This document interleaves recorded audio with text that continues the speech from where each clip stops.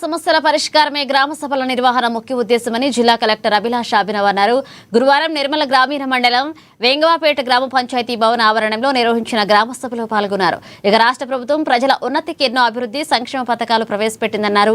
మహిళలకు ఉచిత బస్సు ప్రయాణం, సబ్సిడీ గ్యాస్ సిలిండర్, 200 యూనిట్ల ఉచిత విద్యుత్, అలాగే రైతు భరోసా, నూతన రేషన్ కార్డుల ఇందిరమ్మ ఇండ్లు, పింఛన్లు తదితర ఎన్నో పథకాలు ప్రవేశపెట్టిందని, దీని ద్వారా ఎందరో మంది ప్రజలు లబ్ధి పొందుతున్నారన్నారు.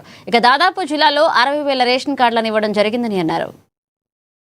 ఏర్పాటు చేసి వివిధ శాఖ ద్వారా ఒక్కొక్క వారం కేటాయించడం జరిగింది. సో మొదటిసారి పంచాయతీరాజ్ మున్సిపల్ వాళ్ళకి ఒక పని ఇవ్వడం జరిగింది. ఏమని?